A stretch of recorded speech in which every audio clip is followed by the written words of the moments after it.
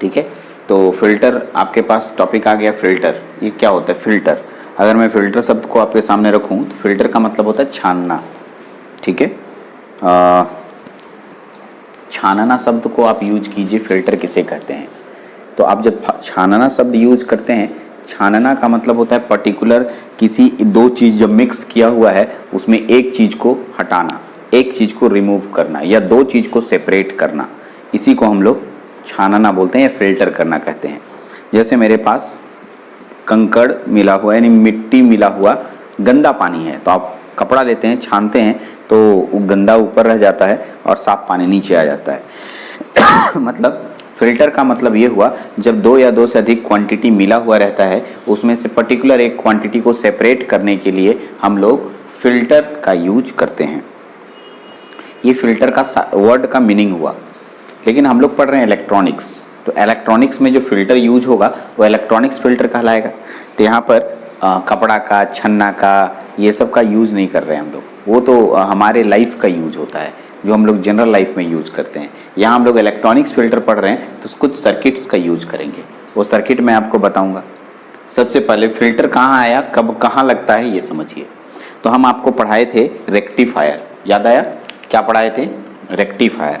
Rectifier में आपको जो टीचर्स होंगे या मैं आपको बताया था कि एसी सिग्नल प्रोवाइड करते हैं इसमें, एसी। ठीक है, क्योंकि हमारे घरों में एसी आता है और हम एसी सिग्नल देते हैं। एसी सिग्नल रेक्टिफायर के अंदर जाता है।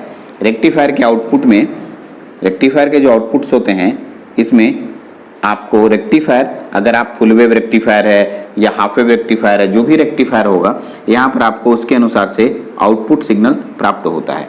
ठीक है, तो इस तरीके से आप देख रहे होंगे कि ये मेरा सिग्नल है, इसे हम लोग एसी बोलते हैं और इसे हम लोग पल्सेटिंग डीसी बोलते हैं। पल्सेटिंग डीसी, इसमें एसी भी होता है और डीसी भी होता है। ये पल्सेटिंग डीसी पढ़ाते समय मैंने बताया था एसी भी होता है और डीसी भी होता है। इसका मतलब इसमें एसी और डीसी दोनों कंपोनेंट मौजूद है। अब मैंने आपको फिल्टर में क्या डेफिनेशन दिया, जब दो क्वांटिटी या दो से अधिक क्वांटिटी मिला हुआ रहता है और उन क्वांटिटी में से एक क्वांटिटी को सेपरेट करना होता है तो हम फिल्टर लगाते हैं। तो यहाँ देखिए एसी और डीसी अलग अलग है, हमको प्योर डीसी चाहिए। क्या चाहिए? डीसी। तो हम लोग एक सर्किट बनाए हैं और सर्किट का नाम दे दिए फिल्टर। ये सर्किट रेक्टिफायर के बाद लगाया जाता है, यानी रेक्टिफायर का जो आउटपुट होगा फिल्टर के लिए इनपुट कहलाएगा। जब मैं इसमें दूंगा तो ये हमें प्योर डीसी बना के देगा। प्योर डीसी, डीसी का ग्राफ एकदम स्ट्रेट लाइन होता है ये, ठीक है, प्योर डीसी ग्राफ हमें बना के देगा। इसका मतलब फिल्टर क्या है, कोई पूछता है तो आप बता सकते हैं फिल्टर एक सर्किट है, इलेक्ट्रॉनिक सर्किट है जो, ठीक है, पल्सेटिंग डीसी सिग्नल को प्योर डीसी सिग्नल में कन्वर्ट करता है। पहला डेफिनेशन आप पढ़िए, filter is an electronics device which convert pulsating DC signal into pure DC signal.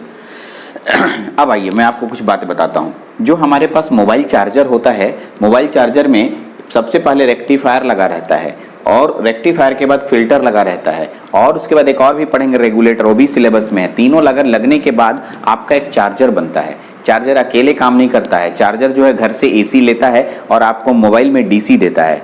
ठीक है, एसी लेता है और डीसी देता है। उसमें तीन मेन कंपोनेंट यानी तीन अलग अलग सर्किट्स जुड़े होते हैं। एक का नाम है रेक्टिफायर, दूसरे का नाम है फिल्टर और तीसरा जो मैं यहाँ पर बताऊंगा उसका नाम है रेगुलेटर, जो कि आपके सेकेंड लास्ट यूनिट में है। आप जाके देखेंगे तो उसको भी हम लोग को इसी सेमेस्टर में पढ़ना है, तो आप घबराए नहीं, उस समय भी मैं आपको समझाऊंगा, एक बार याद दिलाऊंगा। फिलहाल हम लोग फिल्टर पर कंसेप्ट डाल रहे हैं, यानी फिल्टर का इनपुट क्या होगा आपके पास? पल्सेटिंग डीसी और आउटपुट क्या होगा? Pure DC.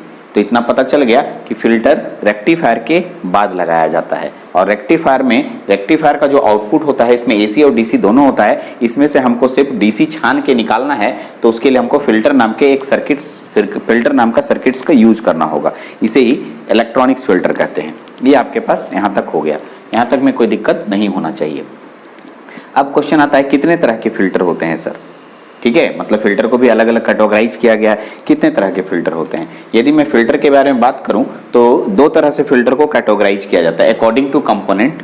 कंपोनेंट का मतलब कौन सा कंपोनेंट यूज किया गया उसके आधार पर, और उन कंपोनेंट को कैसे जोड़ा गया उसके आधार पर।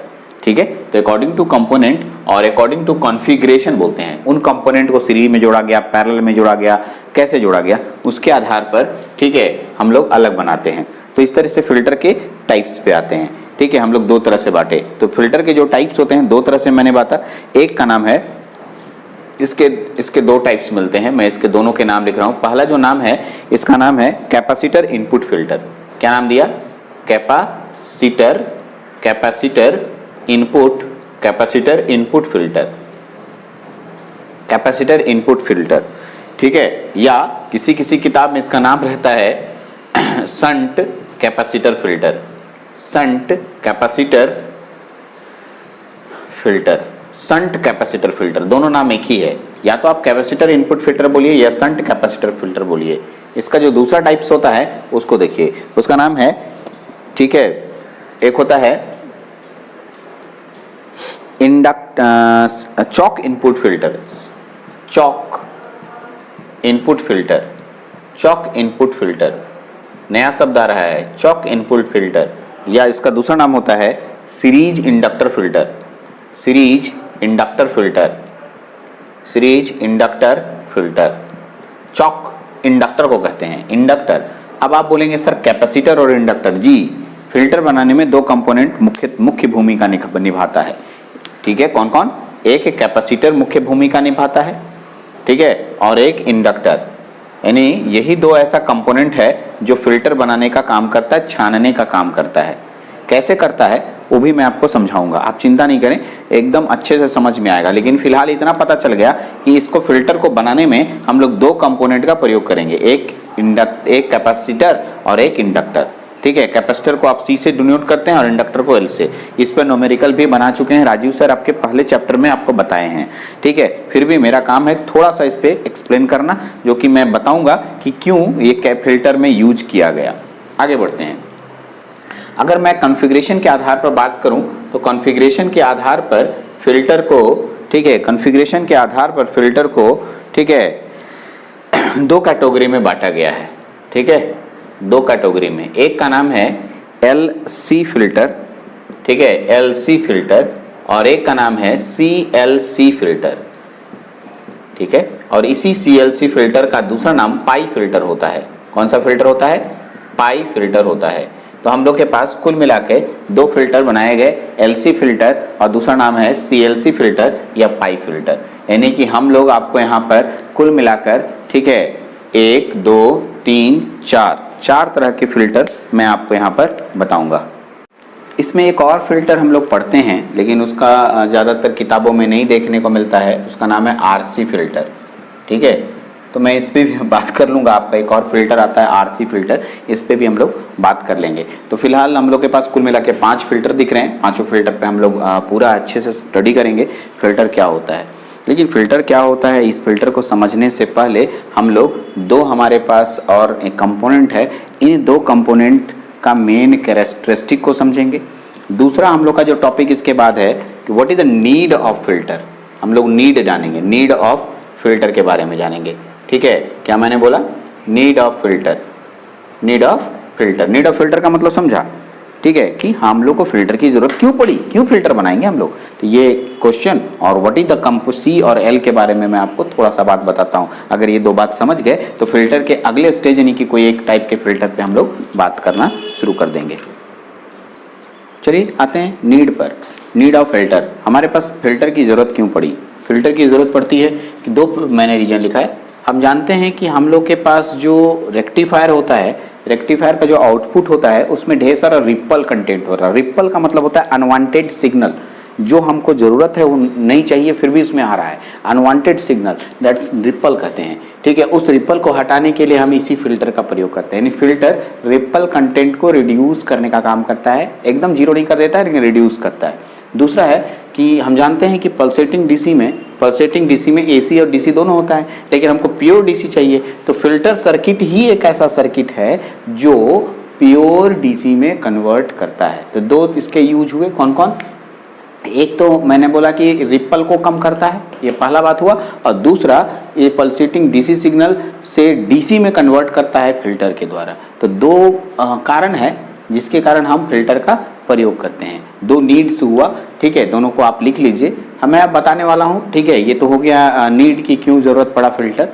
अब हम लोग फिल्टर सर्किट में मैंने दो कंपोनेंट का प्रयोग किया, एक का नाम था कैपेसिटर और एक का नाम था इंडक्टर। तो कैपेसिटर और इंडक्टर को अच्छे से समझिए, इस लाइन को बढ़िया से पढ़िए। एक कैपेसिटर स्टॉप डीसी सिग्नल, ठीक से, क्या मैंने बोला, स्टॉप करता है किसको, डीसी सिग्नल, और पास किसको करता है, एसी सिग्नल, ठीक है।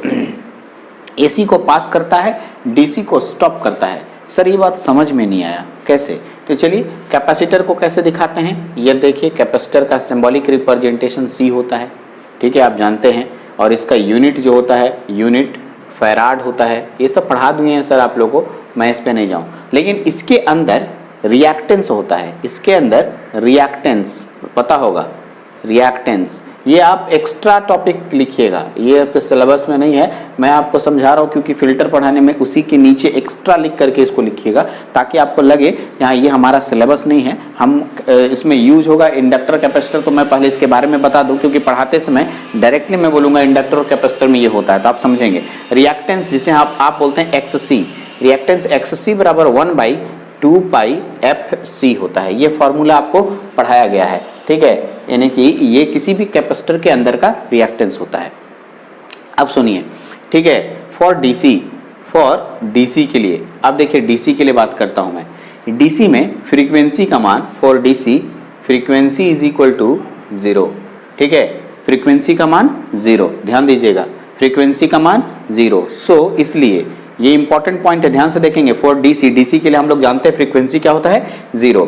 तो एक्स सी बराबर क्या हो जाएगा, 1 फ्रीक्वेंसी का मान 0 रखिए तो 1/0, 1/0 को आप क्या बोलते हैं, इन्फिनिटी, यानी रिएक्टेंस का मान बहुत ज्यादा। रिएक्टेंस का मान, रिएक्टेंस रेसिस्टेंस का एक भाई है। अरे रिएक्टेंस किसको बोलते हैं, रेसिस्टेंस को बोलते हैं। रेसिस्टेंस का मतलब क्या होता है, रोकना, रेसिस्ट करना, विरोध करना। अगर कोई विरोध इन्फिनिटी हो गया, इसका मतलब उस रास्ते से जो चीज जा रहा है उसको जाने नहीं देगा। तो कौन जा रहा था सर, किसके लिए आप बात किए, डीसी, यानी रिएक्टेंस डीसी के केस में रिएक्टेंस इन्फिनिटी होता है।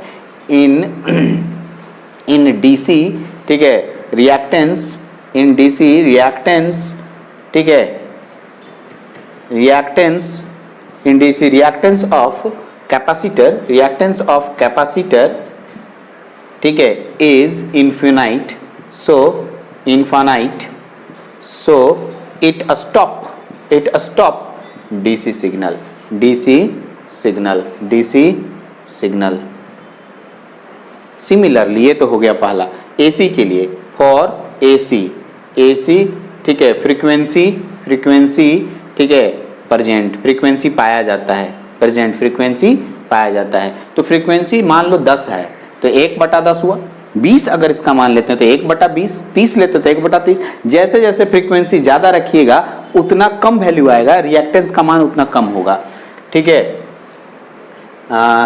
For AC frequency present, so X C बराबर 1/f, ठीक है, पूरा लिखेंगे 1/2πfc फ्रीक्वेंसी प्रेजेंट, यानी फ्रीक्वेंसी जैसे जैसे ज्यादा होगा रिएक्टेंस कम होगा। यहाँ लिख सकते हैं, यदि रिएक्टेंस, यहाँ लिखते हैं, क्या लिखते हैं, यानी फ्रीक्वेंसी का मान यदि ज्यादा होगा तो रिएक्टेंस का मान कम होगा, एक्स सी का मान कम होगा। क्या मैंने लिखा, एक्स सी का मान घटेगा। तो जैसे जैसे फ्रीक्वेंसी, जितना ज्यादा फ्रीक्वेंसी इन्फिनिटी लेंगे तो रिएक्टेंस का मान 0, इसका मतलब एसी को पास करेगा, एसी को पास कर, रिएक्टेंस ही नहीं, रुकावट है ही नहीं तो पास नहीं करेगा, एकदम करेगा सर।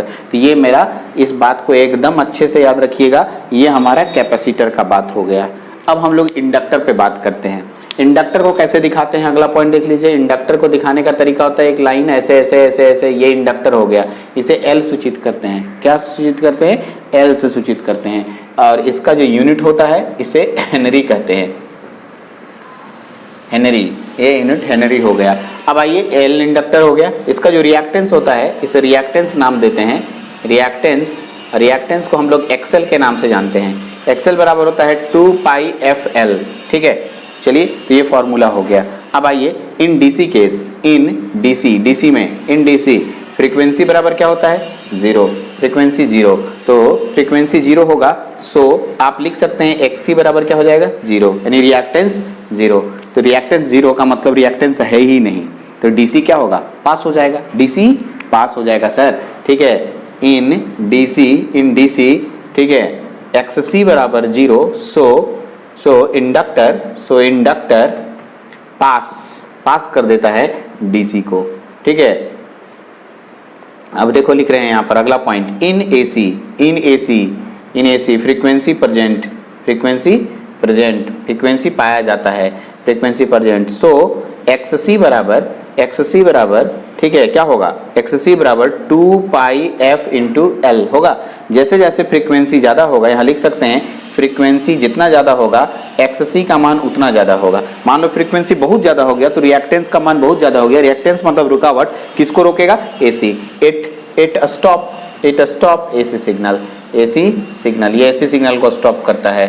तो इस तरीके से मैं आपको 2 पॉइंट बताया, इसमें भी कौन किसको रोकता है, कौन किसको रोकता है। अगर आप ये समझ जाते हैं तो आपको अच्छे से ये बात, अब मैं फिल्टर समझा पाऊंगा। फिल्टर का जितना टाइप्स है उसमें एक फिल्टर को मैं सबसे पहले कैपेसिटर फिल्टर पढ़ाऊंगा तो वो मैं आपको समझा पाऊंगा। दोनों पॉइंट्स को अच्छे समझ में ये एक्स्ट्रा टॉपिक में करके लिखिएगा इतना दूर को, और अपने कॉपी में मेंशन कीजिएगा। चलिए इसको नोट डाउन कीजिए, फिर हम आगे बताते हैं।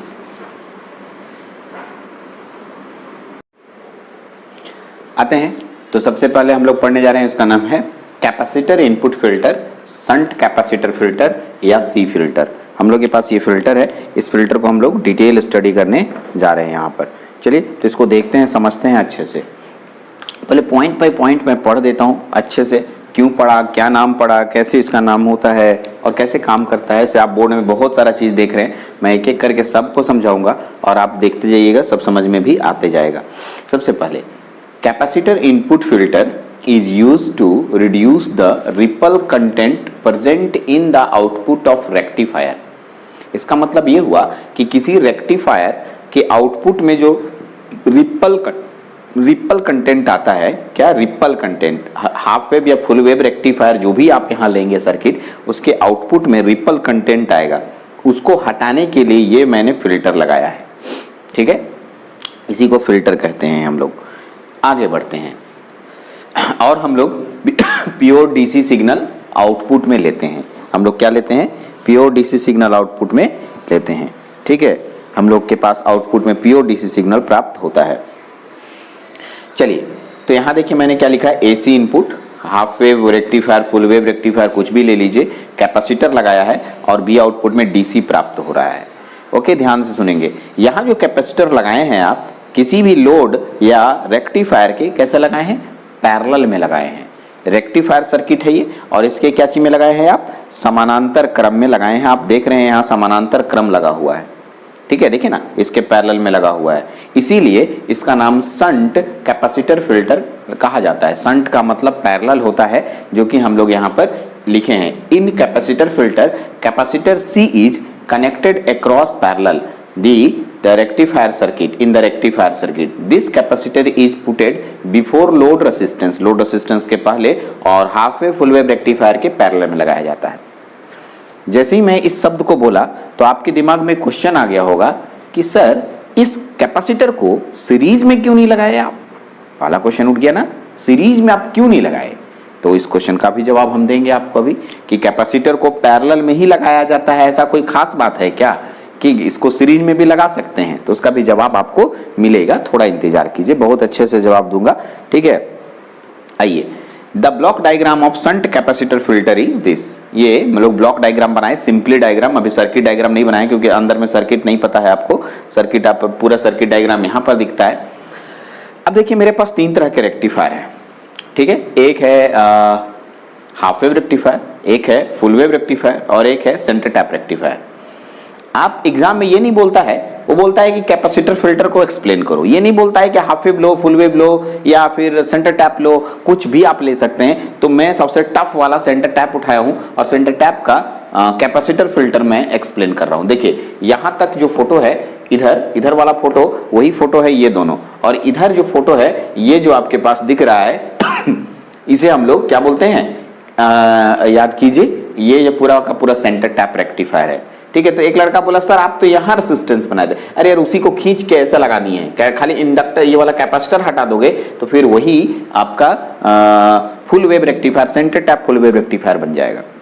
ठीक है, यहां तक ये समझ में आ गया सर कि D1 D2 लोड रेसिस्टेंस, उसके पैरेलल में कैपेसिटर C, इसको लिखना भूल गए, यहाँ C डाल दीजिए, ये C है और ठीक है ये ट्रांसफार्मर है और ये AC सप्लाई है, यहाँ पर आप AC लिख सकते हैं, आप AC सप्लाई दे रहे हैं, ठीक है, यहाँ पल्सेटिंग DC मिलेगा और यहाँ पर हमको जो Vout मिलेगा वो प्योर DC प्राप्त होगा। एकदम मैं आपको दिखाऊंगा कैसे प्योर DC प्राप्त होता है, ये हम लोग सीखने जा रहे हैं, यहीं पर पढ़ना है, ठीक है। अब इस बात को समझिए, मैं आपको जो बात समझाने जा रहा हूं, ठीक है। यहां पर एक क्वेश्चन मैंने छोड़ा कि कैपेसिटर को लोड के समानांतर क्रम में क्यों रखा जाता है। सोचिए, ध्यान से सुनिएगा, यहां से ये इसको अगर हटा दें तो ये जो हाफ वेव रेक्टिफायर है आउटपुट AC और DC लेके निकलेगा। कौन जी? इसको कहते हैं पल्सेटिंग DC। पल्सेटिंग DC में क्या होता है, देखिए यहां पर, अब इसको आप नोट कर लीजिए, थोड़ी देर के लिए मैं हट रहा हूं क्योंकि मैं इसमें कुछ बिगाड़ने वाला हूं, ठीक है। ओके, आइए, यहां पर आपका कैसा वेव मिला, ऐसा पल्सेटिंग DC मिला, इस तरह का वेव मिला। इसमें AC भी है और DC भी है, करेक्ट। जब AC भी है DC भी है तो इधर भी आएगा आपके पास सारा का सारा सिग्नल इसके पास जाएगा, ठीक है, कैपेसिटर के पास। कैपेसिटर क्या करेगा, सुनिएगा, कैपेसिटर, अभी देखिए इसको हटा दीजिए थोड़ी देर, लोड बाद में लगाइएगा सर, ठीक है, लोड बाद में लगाइएगा। तो यहां से जब AC DC जाएगा तो कैपेसिटर किसको स्टॉप करेगा, मैंने आपको थोड़ी देर पहले, जस्ट 3 मिनट 4 मिनट पहले, अब इसी वीडियो में कंटिन्यू हो रहे थे, उसमें 4 मिनट पहले बताया, कैपेसिटर जो है DC को स्टॉप कर देता है। किसको स्टॉप करता है, DC को स्टॉप करता है। इसके पास DC रह गया और AC को भेज दिया ग्राउंडेड, इसमें ग्राउंड लगा रहता है, वो AC को ग्राउंड में भेज देता है, AC को नहीं रोकता है, बोलता है AC जाओ इन, और DC को अपने पास क्या कर लेता है, स्टॉप कर लेता है। सर DC को कैसे स्टॉप करता है, तो आप वीडियो का 3 मिनट पहले 4 मिनट पहले वीडियो जाइए, आप देखिए इस DC को कैसे स्टॉप करता है, उसका मैं कारण भी बताया हूँ, रीजन भी बताया हूँ। तो ये किसको स्टॉप कर लिया, DC को। अब ये DC हमको आउटपुट में क्या चाहिए सर, आउटपुट में क्या चाहिए, DC चाहिए, तो भाई ये DC चाहिए हमको। अब इसी के समानांतर में तो राजीव सर का लेक्चर में चाहिए, राजीव सर बताए हैं कि किसी भी वोल्टेज को हमको आउटपुट में चाहिए तो उसके वही वोल्टेज चाहिए तो उसके समानांतर क्रम में कोई चीज जोड़ दीजिए, यानी लोड को उसके समानांतर क्रम में जोड़ दीजिए, यानी यहां जितना वोल्टेज जमा हुआ होगा वो वोल्टेज यहां भी सेम रहेगा। और यहां कैसा वोल्टेज जमा हुआ है, यहां DC जमा हुआ है। कैसा जमा हुआ है, DC। आउटपुट में क्या मिलेगा आपको, DC। एकदम करेक्ट, समझ में आ गया होगा। लेकिन यदि मैं इस कैपेसिटर को श्रेणी क्रम में लगा देता, अरे भाई श्रेणी क्रम में लगाओ, चलो हटाओ इसको, यहां से मैं लगा के दिखाता हूं, यहां पर लगा दूं, सोचो, तो ये किसको स्टॉप करता, DC को, और पास किसको कर देता, AC को। लोड में क्या मिलने लगता आपको, AC, और हमको चाहिए क्या, DC। फिर से बोल रहा हूं, इसमें AC DC है, ये DC को क्या कर लेगा, स्टॉप कर लेगा, DC को क्या कर लेगा, स्टॉप कर लेगा, और पास किसको करेगा, AC को। AC इसके पास आएगा और AC यहां पर आपके पास दिखेगा। सर संभव नहीं है कि हमें DC प्राप्त हो, इसलिए कभी भी कैपेसिटर से अगर हमको फिल्टर बनाना हो तो कैपेसिटर को रेक्टिफायर और लोड के समानांतर क्रम में लगाया जाता है। क्वेश्चन समझ में आ गया होगा, ऐसे क्वेश्चन पूछता नहीं है, लेकिन ये जनरल नॉलेज क्वेश्चन है कि कैपेसिटर को समानांतर क्रम में हम लोग क्यों लगाते हैं। ये एक इंटरव्यू का क्वेश्चन बन सकता है, ठीक है, नॉलेज पॉइंट ऑफ व्यू से, ठीक है, कि हम लोग कैपेसिटर को समानांतर में ही क्यों लगाते हैं। आप इसका जवाब इस तरीके से जो मैंने अभी दिया वो दे सकते हैं, क्योंकि समानांतर क्रम में लगाने से कैपेसिटर जो है DC को स्टॉप करता है और उसी के DC उसके पास रहता है और उसी के वोल्टेज हमें चाहिए, तो उसके समानांतर क्रम में कोई चीज को लगाएंगे तो ही वोल्टेज बराबर बराबर होगा, जिसे हमें आउटपुट में DC प्राप्त होगा। यहां तक क्लियर, आप इस पॉइंट्स में कहीं कोई दिक्कत नहीं होना चाहिए, एक बार चेक कर लीजिए, अच्छे से देख लीजिए, कहीं कोई दिक्कत होगा तो बताइएगा। थोड़ा लेक्चर बड़ा होगा, आप चिंता नहीं करें, क्योंकि इस तरह के लेक्चर अब जो है थोड़ा सब्जेक्ट बड़ा हो रहा है तो लेक्चर बड़े भी होंगे। जैसे मेरा 25 मिनट का वीडियो होता था, अब थोड़ा 35-40 मिनट का वीडियो जाएगा, ठीक है, क्योंकि अब बीच में टॉपिक नहीं छोड़ सकते हैं, अगर इसको छोड़ेंगे तो फिर नेक्स्ट वीडियो आप समझ नहीं पाएंगे, इसलिए मैं कंटिन्यू हूँ। चलिए, तो यहाँ तक आप समझ गए कि कैपेसिटर फिल्टर का इंट्रोडक्शन। इसके ऑपरेशन पे बात करते हैं, तो ये इसका ऑपरेशन है, ठीक है, और इसके साथ साथ मैं ये फोटो बनाया हूँ, इसमें मैं कुछ लिखा हूँ। अभी आपको ये लिखा हुआ कुछ भी समझ में नहीं आएगा और ये फोटो भी समझ में नहीं आएगा, हाँ, लेकिन ये फोटो समझ में आ रहा है। अभी मैंने बताया भी कि D1 D2 लगा हुआ है, ये कैपेसिटर लगा हुआ है, लोड रेसिस्टेंस लगा हुआ है, और इसी के अक्रॉस आउटपुट निकालते हैं तो यहाँ पर हमें DC प्राप्त होता है।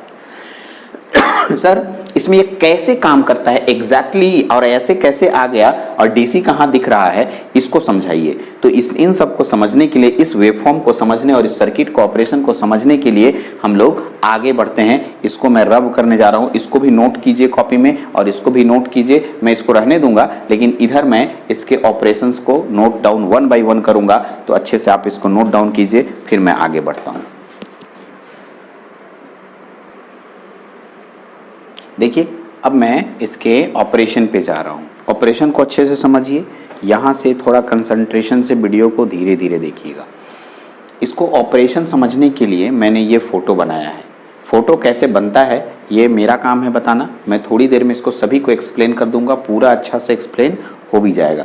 कुछ गाढ़ा कलर से है, कुछ डॉटेड लाइन से है। डॉटेड लाइन से सिर्फ समझाने के लिए बनाया हूँ और गाढ़ा कलर से मेरा आउटपुट है, यही मेरा आंसर होगा। ठीक है, पहला क्वेश्चन तो सर डीसी आएगा तो सीधा होना चाहिए, लेकिन इस फिल्टर में फिल्टर का आउटपुट भी कभी सीधा नहीं होता है। कोई भी 100% प्योर डीसी नहीं देता, ये भी नहीं देता है, लेकिन हम लोग इसको प्योर बना देते हैं क्योंकि ये लाइन और ये लाइन के बीच का जो गैपिंग है बहुत कम है। ठीक है, और इस गैपिंग को और कम किया जा सकता है कैपेसिटर अच्छा बनाकर, वो सब बाद में पढ़ेंगे। लेकिन फिलहाल ये लाइन और ये लाइन में बहुत ज़्यादा अंतर नहीं है। ठीक है, ये थोड़ा सीधा, इसको थोड़ा टेढ़ा दिख रहा है तो उतना सीधा हम लोग बना लेंगे, बाद में इसको अगर ऊपर कर दे तो और सीधा नजर आने लगेगा। तो इस तरीके से हम लोग इसको प्योर डीसी बनाने का कोशिश करेंगे आगे, लेकिन फिलहाल हम लोग इसको समझते हैं। तो इसके ऑपरेशंस को मैंने अलग अलग पॉइंट में बांटा है। ये ओरिजिन हुआ, इसका ए पॉइंट इलाहाबाद, बनारस, कानपुर, दिल्ली, एर्नाकुलम। तो जरूरत नहीं पड़ेगा दिल्ली एर्नाकुलम का, क्योंकि ये वाला और ये वाला सेम है। तो यहाँ से C to D तक हम लोग पढ़ेंगे, इसलिए मैंने इसको समझाने के लिए अलग अलग क्षेत्र बांट दिया है। O से A पहले समझेंगे, इतना दूर का ऑपरेशन समझेंगे, इतना दूर का ऑपरेशन समझ में आ जाएगा तो A से B समझेंगे, B से C समझेंगे, C से D समझेंगे। और अगर इतना दूर का समझ में आ जाएगा तो आराम से आप कह देंगे कि हाँ हमने, ठीक है, इसका ऑपरेशन समझा और इसका DC बन रहा है। चलिए सबसे पहला हम लोग O से A के बीच में जा रहे हैं। गौर से देखिए, हम आपको क्या बताना चाह रहे हैं। ये क्या चीज़ है? रेक्टिफायर है ना जी। डायोड क्या है? ये डायोड लगा हुआ है, रेक्टिफायर है। रेक्टिफायर में पॉजिटिव हाफ साइकिल जा रहा है। याद कीजिए, ये जो साइकिल है पूरा कैसा साइकिल जा रहा है? कैसा साइकिल? Positive half cycle. याद है? भूल गए आप, पॉजिटिव हाफ साइकिल जाता है, इसे पॉजिटिव हाफ साइकिल कहते हैं। मैं याद दिला रहा हूँ फिर से, अच्छे से जाके रेक्टिफायर देखिए, नहीं तो फिर दिक्कत होगा। मैंने बोला था रेक्टिफायर आपको याद होना चाहिए। ये पॉजिटिव, ये आप बना चुके हैं, इसको दोबारा नहीं बनाना है, ये लिखना है और इसके नीचे फोटो बनेगा। ठीक है, इसी में हम बिगाड़ेंगे, इसी में बनाएंगे, इसलिए इसको मैंने मिटाया नहीं है।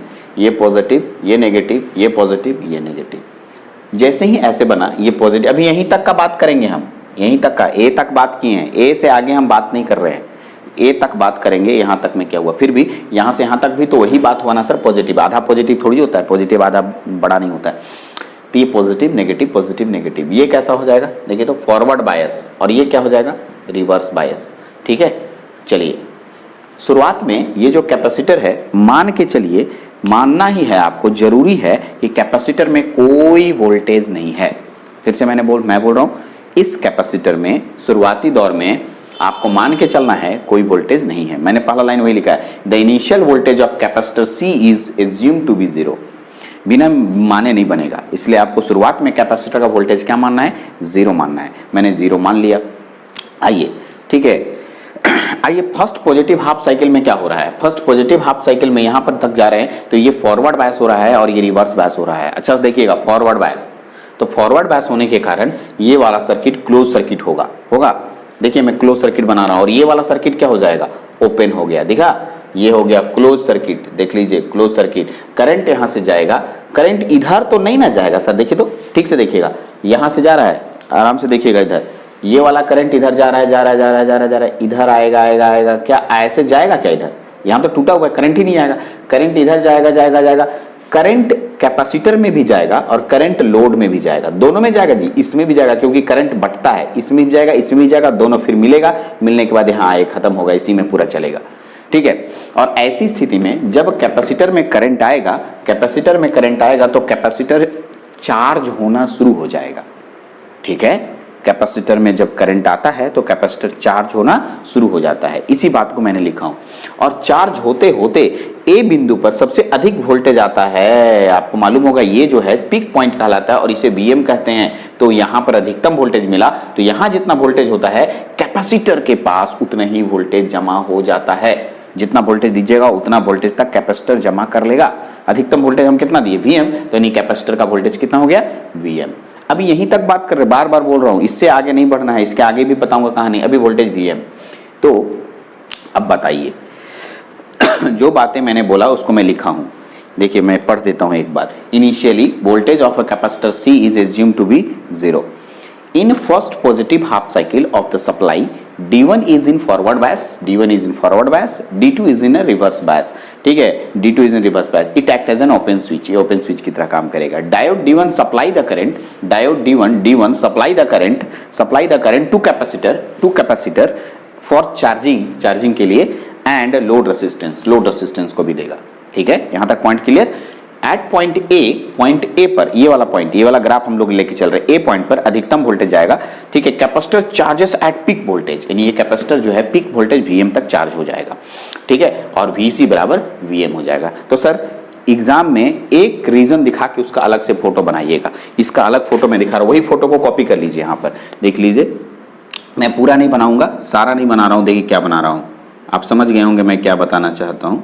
ये से यहां से ऐसे गया, यहाँ से ऐसे, और यहाँ जो डायोड है ये डायोड के लिए क्लोज स्विच बना दीजिए, और यहाँ आगे जाएगा, और ये रेसिस्टेंस हो गया, लोड रेसिस्टेंस, और यहाँ पर आपका एक कैपेसिटर है, ठीक है, ऐसे, और इसको आप ऐसे दिखाइए, ठीक है सर। और इधर बनाना चाहते हैं आप बनाइए, फोटो बनाना है बनाइए, नहीं बनाना है मत बनाइए, कोई दिक्कत नहीं, इधर से हमको मतलब नहीं है। ये देखिए करंट प्लस से करंट जाएगा ना, देखिए और बीच में तार है, इसको भी दिखा सकते हैं अगर दिखाना चाहते हैं तो लीजिए, ठीक है, ऐसे है इधर वाला जो कि ओपन स्विच है, ये ओपन स्विच ऐसे दिखा सकते हैं आप, ठीक है। देख लेता हूँ वीडियो में दिख रहा है या नहीं दिख रहा है, ठीक है, थोड़ा नहीं दिख रहा है, मैं इसको ठीक कर दे रहा हूँ।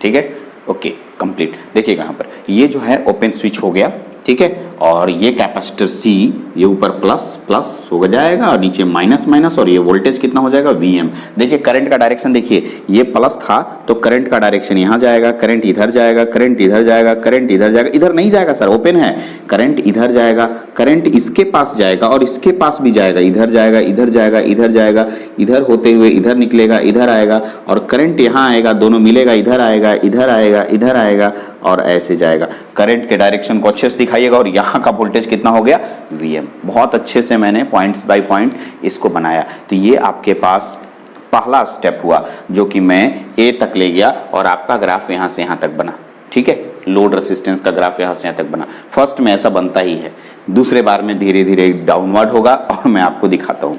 तो पहले वाला पॉइंट आपको क्लियर हो गया है, आप इसको नोट डाउन कर सकते हैं, पहले वाला को नोट डाउन कीजिए। मैं इसी में ऊपर वाला ऑपरेशन करके दिखाऊंगा। चलिए ऊपर मिटाता हूँ थोड़ा, पहले इसको आप लिख लीजिए अच्छे से, उसके बाद चलिए यहाँ पर देखिए आप। अभी ये जो मैं रीजन लिखा थोड़ा जगह कम है, लेकिन आप अभी मैनेज करेंगे। जगह रहता तो मैं बड़ा लिखता, लेकिन थोड़ा ठीक ठाक मैंने कोशिश किया, थोड़ा घचपच लग रहा होगा लेकिन ऐसा नहीं, मैं कोशिश करता हूँ अच्छे से लिखने का। लेकिन अभी मेरे पास बोर्ड की कमी है, इसलिए, क्योंकि मैं अगर इसको मिटा दूंगा तो फिर मेरे को समझाने में दिक्कत होगी, थोड़ा मैनेज करें। चलिए मैं ए पर था, ए पर यहाँ पर कैपेसिटर कितना हो गया, वीएम, ठीक, यहाँ पर लोड रेसिस्टेंस। अब देखिए यहाँ देखिए पॉइंट को अच्छे से समझिएगा, मैं जो बता रहा हूँ कहाँ पर बोल रहा हूँ, ए पर, ठीक है, ओके। मैं ए पर देख रहा हूँ, ध्यान से देखेंगे ए पर। जैसे मैं ए पर बात करता हूँ, ए के बाद वेवफॉर्म डाउनवर्ड डायरेक्शन में जा रहा है, ये वाला। मैं रेक्टिफायर के बारे में बात कर रहा हूँ, अभी फिल्टर के बारे में बात नहीं कर रहा हूँ। इसका वोल्टेज वीएम है, एक फिक्स है, इसका वोल्टेज वो वीएम हो चुका है। अब आपका रेक्टिफायर यहाँ जा रहा है, देखिए रेक्टिफायर का वोल्टेज इधर जा रहा है, अभी तक पॉजिटिव हाफ साइकिल है यहाँ तक, ठीक से, फिर से यहाँ से लेके यहाँ तक पॉजिटिव हाफ साइकिल है, लेकिन वोल्टेज कम हो रहा है, वोल्टेज कम हो रहा है मतलब सर देखिए डाउनवर्ड, यहाँ देखिए नीचे कम हुआ कि नहीं, वोल्टेज वीएम से कम हुआ। तो अब इस डायोड को लगाइए फिर से एक बार, तब आपको और पता चलेगा। ये डायोड लगा हुआ था, ठीक है, और आप बताइए डायोड के इधर यहाँ पर और यहाँ पर दो वोल्टेज, यहाँ पर जो वोल्टेज है उसका नाम Vm है। अरे सर इधर कैथोड होता है, कैथोड का वोल्टेज कितना Vm, और ये एनोड है, एनोड के पास जो वोल्टेज है यहाँ से स्टार्ट हुआ, यहाँ से नीचे जाना हुआ, नीचे जाना, देखिए बड़ा कीजिए इसको, थोड़ा और अच्छे समझा रहा हूँ। ये देखिए यहाँ तक था, अब नीचे आ रहा है तो कम हो रहा है ना जी वोल्टेज, यानी यहाँ पर एनोड का वोल्टेज Vm से कम हो रहा है और ये वोल्टेज Vm है। अच्छा ये बताइए Vm और ये Vm से कम रहेगा, Vm से कम, तो बताइए डायोड क्या होगा? डायोड क्या होगा? रिवर्स बायस जी। आपको बताया थे कि अगर कैथोड बड़ा हो जाए एनोड से तो रिवर्स बायस कंडीशन होता है, यानी ये डायोड कैसा हो जाएगा? Reverse bias. अभी पॉजिटिव हाफ साइकिल में तो ये रिवर्स बायस रहता ही है। अरे सर अभी पॉजिटिव हाफ साइकिल ही है, अभी इतना से इतना दूर तक positive half cycle reverse bias ही रहेगा। सही बात है ना? इसका मतलब ये भी रिवर्स बायस हो गया और ये भी रिवर्स बायस हो गया। कब ऐसा हुआ? इस पॉइंट के बाद। जब ऐसा हो गया तो ये भी ओपन सर्किट हो जाएगा कि नहीं हो जाएगा सर? कब? ए के बाद, ए पर। जैसे ही ओपन सर्किट ए पर हुआ, अब एक कैपेसिटर बोला ये लोड रेसिस्टेंस को देख लीजिए, इधर टूट गया तार, इधर तार पहले से टूटा हुआ है, करंट यहां से देखिए ये प्लस था, प्लस करंट यहां से निकलेगा, ये बोलेगा मैं हूं ना। शाहरुख खान समझते हैं, शाहरुख खान जब भी बोलता मैं हूं ना, मतलब इस पूरे सर्किट में अब ये सप्लाई देने वाला बन गया। ये बोलेगा वोल्टेज मैं दूंगा, यहां से जाएगा करंट, इधर अगर जाना चाहेगा तो इधर टूटा हुआ है, इधर जाना चाहेगा तो इधर भी टूटा हुआ है। अब ये करंट इसको देगा और इसके पास करंट मिलेगा, लोड को करंट मिल रहा है, और कैपेसिटर क्या होगा? डिस्चार्ज होगा। जैसे जैसे कैपेसिटर का वोल्टेज घटेगा, लोड इसके समानांतर क्रम में वोल्टेज घटना शुरू होगा। देखिए घट रहा है, घटते घटते, ठीक है, यहां तक का बात करेंगे, ए से लेके बी तक देखिए यहां तक बी तक बात करेंगे। इस बी पॉइंट पे बात करेंगे हम लोग। बी पॉइंट पे क्या होता है, जो अगले सेक्शन में मैं लिखूंगा तब पता चलेगा। ए से लेके बी तक में आपका वोल्टेज ये रिड्यूस हो रहा है, मैंने इसी बात को लिखा है। During this region voltage on capacitor is higher than rectifier output, यानी रेक्टिफायर का जो आउटपुट होता है इससे इसका वोल्टेज ज्यादा होता है, ठीक है। So diode D1 and D2 both get off, दोनों के दोनों रिवर्स बायस में आ जाएगा। ये तो रिवर्स बायस पहले से था और ये reverse bias negative positive half cycle के कारण हुआ और ये रिवर्स बायस वोल्टेज के ज्यादा होने के कारण हुआ। दोनों रिवर्स बायस होने के कारण ओपन सर्किट हो गया और ये ओपन सर्किट होने के कारण, ठीक है, अब ये Vm सप्लाई देना शुरू किया। था इसका वेवफॉर्म देखिए कैसा दिखेगा, मैं इसका वेवफॉर्म बना देता हूं, आगे नहीं बना रहा हूं इधर सर। ये ओपन सर्किट, ठीक है, यहाँ बीच का तार ऐसा होगा, यहाँ भी आप तार ऐसा दिखाइए, ये ओपन सर्किट सर देख लीजिए, और ये वाला तार इससे जुड़ा रहता है, इधर लेके आइए ऐसे, यहाँ कैपेसिटर है ना, और यहाँ लोड रेसिस्टेंस है ना। थोड़ा और बड़ा करते हैं इसको, थोड़ा अच्छा लगेगा देखने में, लोड रेसिस्टेंस ऐसे, ठीक है, ये हुआ आपके पास इस तरीके से, और यहाँ से इसको ऐसे जोड़िए। ये देखिए इधर ट्रांसफार्मर था, इधर भी ओपन सर्किट हो चुका है, इधर भी ओपन सर्किट हो चुका है। ये ट्रांसफार्मर का प्लस होता है, ये सॉरी कैपेसिटर का प्लस है, Vm वोल्टेज है, धीरे धीरे घट रहा है, करंट इधर जाएगा, करंट इधर जाएगा, करंट इधर जाएगा, करंट इधर जाएगा, करंट इधर जाएगा, और करंट ऐसे गोल गोल घूमेगा। ये लोड रेसिस्टेंस हुआ, जिसके कारण इसका वोल्टेज कम होने लगेगा। कम होने का मतलब देखिए लाइन खींच रहे हैं सर, इससे यहाँ तक कम होना, नीचे आ रहा है, इसका मतलब क्या हो रहा है? कम हो रहा है वोल्टेज। यहाँ पर बी पॉइंट पे आके रुकेगा। बी पॉइंट पे क्या होगा ये मैं आपको बताऊंगा, बी पॉइंट पे बताऊंगा। इस वाला फोटो को, ये वाला फोटो को इसके नीचे बनाएंगे, ठीक है। अब मैं इसको मिटाऊंगा और इसको बनाऊंगा, ठीक है। ये बनाइए आप इसके नीचे, अब मैं अच्छे से इसको रब करूंगा। अब मैं इसको आपको छोड़ रहा हूं 2 सेकंड के लिए, आप इसको पॉज कीजिए और लिखिए, यानी इस वाले रिपल के बाद ये फोटो बनाना जरूरी है, ठीक है। अब मैं B to C बताऊंगा, B पर क्या होगा और B से C पर क्या होगा, ये लास्ट होगा, इसके बाद आसान है, ठीक है। ये आप इसको नोट डाउन कीजिए जल्दी से। अब आप गौर से देखिए, मैंने विजन B से C लिखा, अच्छे से B से C पर समझिएगा, थोड़ा सा धीरे धीरे, थोड़ा लेक्चर बड़ा बन रहा है, इसके लिए आज मैं सॉरी बोलूँगा, क्योंकि मेरे को समझाना था, ये बड़ा लेक्चर है, इसको बीच में नहीं छोड़ सकता हूँ। चलिए तो B पर आते हैं। B पर देखिए, ये वाला ग्राफ आ गया, ये ग्राफ खत्म हो चुका है, ठीक है। ये वाला ग्राफ नीचे में अगर होता है, AC आप बनाइए, तो जब मैं इसको देता तो कैसा देता आप याद कीजिए, मैं ये देता इतना दूर, सॉरी इतना दूर, ऐसे बना देते हैं, आपको डर ऐसे लग रहा है, जो ऊपर नहीं जा सकते हैं सर, तो देखिए यहाँ तक गई पॉजिटिव हाफ साइकिल के लिए, और इतना दूर जाएगा वो नेगेटिव हाफ साइकिल, यहाँ से लेके यहाँ तक जाएगा सर, देख लीजिए यहाँ तक जाएगा, देखिए यहाँ तक नेगेटिव हाफ साइकिल। इसका मतलब ये जो वेव फॉर्म बनता है वो किसके लिए बनता है? नेगेटिव हाफ साइकिल के लिए बनता है। नेगेटिव हाफ साइकिल में ऊपर क्या हो जाएगा सर? माइनस, नीचे प्लस, ऊपर माइनस नीचे प्लस। इसका मतलब ये डायोड काम करने लगेगा। लेकिन ये डायोड कैसे काम करेगा ये बताइए, क्योंकि बी पॉइंट पे ध्यान से रखिएगा, ये क्या हो रहा था ये इसको समझिए। ये यहां पर ए से बी आपको समझाए थे, ये कैपेसिटर का वोल्टेज घट रहा था। फिर से देखिए इस कैपेसिटर का वोल्टेज घट रहा है सर, तो ये घट रहा है और ये वोल्टेज देखिए ये वाला बढ़ रहा है, इसको बढ़ना कहते हैं। ये कौन सी का वोल्टेज है? रेक्टिफायर का वोल्टेज है। और ये किसका वोल्टेज घट रहा है? कैपेसिटर का। एक आदमी घटेगा, एक इधर बढ़ेगा। मेरे पास 20 रुपया है, उसके पास 70 रुपया है, ठीक, ध्यान से सुनिएगा। उसके पास 70 रुपया, मेरे पास 20 रुपया है। मैं 20 से 30 हुआ, वो 70 से 60 हुआ, 70 से 60 हुआ, 20 से 30 हुआ, 30 से 40 हुआ, 60 से 50 हुआ। हम ठीक है 60 से 40, 60 से ठीक है 55 हुआ, और मैं यहाँ पर 40 से 55 में गया और 40 से 50 में गया और 55 से 50 में आया, यानी 50 बिंदु पर मिल गया। मैंने कहना चाह रहा हूँ वो घट रहा है और मैं बढ़ रहा हूँ, एक दोनों पॉइंट यहाँ पर आएगा, दोनों का वोल्टेज बराबर हो जाएगा। यानी कि ये कैपेसिटर ज्यादा था तब ना सर ये रिवर्स बायस था, लेकिन अगर ये मान कम हो गया, यहाँ पर दोनों बराबर हो गया, अब मेरा वोल्टेज बड़ा हो गया सर, ये वोल्टेज बड़ा हो गया। देखिए इधर ऊपर जाइए, ऊपर जा रहे हैं, तो इसका मतलब रेक्टिफायर का वोल्टेज बड़ा हो गया। लेकिन ये कौन सा साइकिल में है सर? कौन सा साइकिल में है? नेगेटिव हाफ साइकिल में। नेगेटिव हाफ साइकिल में ये डायोड काम करेगा। कौन डायोड काम करेगा? D2 काम करेगा, नेगेटिव हाफ साइकिल। इसीलिए इतना दूर देख रहे होंगे आप, इतना दूर आपका D2 दिखा रहे हैं। यहाँ पर दोनों बंद था सर, D1 D2 दोनों बंद था। इतना दूर D1 ऑन था, इतना में D1 D2 ऑफ था। ये D2 आपका क्या हो गया? ऑन हो गया। तो D2 ऑन हो गया सर, इतना से इतना दूर में D2 ऑन हो गया। अब देखिए D2 ऑन का ग्राफ दिखाते हैं आपको, यहाँ पर ये फोटो हटाइए और D2 ऑन का ग्राफ दिखाते हैं। D2 ऑन यहाँ से जाएगा, करंट यहाँ से जाएगा, ये ओपन है, ये ओपन ही रहेगा क्योंकि नेगेटिव हाफ साइकिल में ये ओपन रहता है। इधर जाएगा करंट, ऐसे मुड़ेगा, इधर से होते हुए कैपेसिटर को चार्ज करेगा और करंट इधर भी जाएगा। इसका मतलब यहां तक सी तक पढ़े हैं, सी तक वोल्टेज, सी तक जैसे ए तक वोल्टेज मैक्सिमम चार्ज हो गया था, वैसे सी तक वोल्टेज फिर चार्ज होना शुरू हो जाएगा।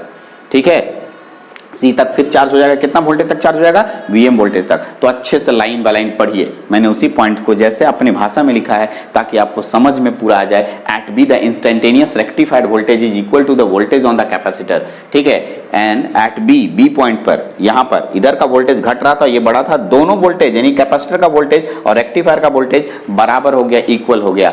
ठीक है, और बी के बाद रेक्टिफायर का वोल्टेज बड़ा हो गया, जिसके कारण ठीक है ये वाला डायोड और ये वाला डायोड फॉरवर्ड बायस में आ जाएगा। और क्योंकि नेगेटिव हाफ साइकिल है, लिखा है D2 start conducting, D2 resistor forward bias होने के कारण D2 कंडक्टिंग करेगा और ये कैपेसिटर को चार्ज करेगा। कैसे चार्ज करेगा वो देखिए, ये देखिए मैंने यहाँ पर बना रहा हूं, ये मेरा रेक्टिफायर हुआ और यहाँ पर ओपन सर्किट दिखाएंगे, आप ऐसे दिखाएंगे, यहाँ से इसको ऐसे, यहाँ से ऐसे, यहाँ पर डायोड है, डायोड का ऐसे तार जोड़ दीजिए, ये तार जुट गया सर, और यहाँ पर आप कैपेसिटर शो करेंगे और कैपेसिटर शो करके यहाँ लोड रेसिस्टेंस शो करेंगे। ठीक है, फिलहाल यहाँ से करंट आएगा। देखिए सर ऊपर क्या था? माइनस, नीचे प्लस, ऊपर माइनस, नीचे प्लस, प्लस से करंट स्टार्ट होता है, करंट इधर जाएगा, करंट इधर जाएगा, करंट ऐसे छलांग लगाएगा सर, ऐसे इधर से इधर, इधर तो जाएगा नहीं, करंट इसको चार्ज करेगा। देखिए ऊपर प्लस नीचे माइनस चार्ज हो रहा है। ठीक है, करंट इधर जाएगा, करंट इसको भी मिलेगा, लोड रेसिस्टेंस को, करंट इधर भी जाएगा, करंट नीचे आया, दोनों करंट मिला, इधर आया, करंट इधर होते हुए करंट यहां जाके फिनिश्ड होगा। देखिए डायरेक्शन समझ रहे होंगे, यहां से छलांग लगाया, करंट छलांग नहीं लगाता, वो तार वैसा है।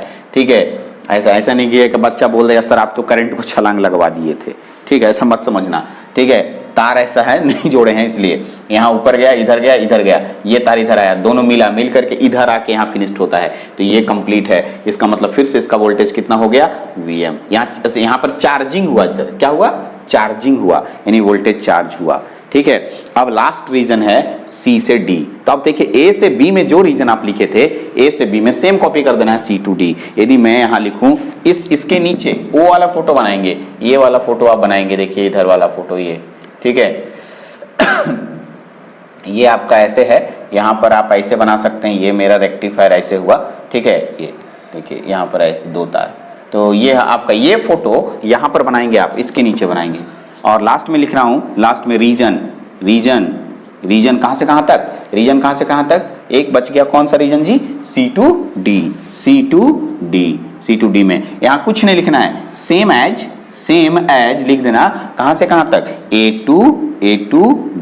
to B में, same as A to B। जैसा तार लाइन यहाँ है वैसा ही लाइन यहाँ है, तो जो इसमें लिखिएगा सेम टू सेम इसमें लिखिएगा, इसलिए कोई चेंजिंग नहीं। तो ये आप देखिए। अब आप बोलिएगा सर डीसी कहाँ मिला, ये बताइए ना, डीसी तो मिला ही नहीं। अरे मिला सर, ये देखिए मैंने एक लाइन लिखा था, ये वाला लाइन मैंने नहीं समझाया था, इस लाइन को अब समझाता हूं। If capacitor value is too large, capacitor का वैल्यू बहुत बड़ा होगा, then discharge time constant is large. Discharge time constant मतलब लंबा समय तक वो डिस्चार्ज होते रहेगा। अब सोचिए मेरा जो आउटपुट मिला वो कैसा मिला, ऐसे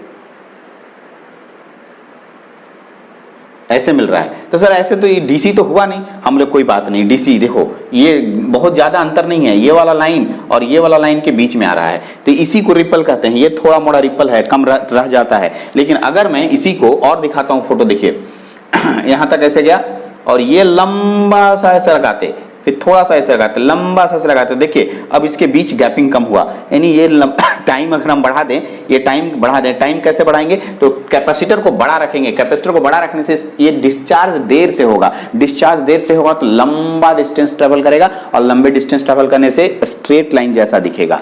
ठीक है, इसलिए हम लोग इस बात को लिखे हैं कि हम लोग कैसे रिपल को कम कर सकते हैं। तो कभी भी कैपेसिटर को बड़ा करेंगे, कैपेसिटर को बड़ा करेंगे, ठीक है, कैपेसिटर को बड़ा करेंगे, थोड़ा सा सॉरी बोर्ड टेढ़ा हो गया,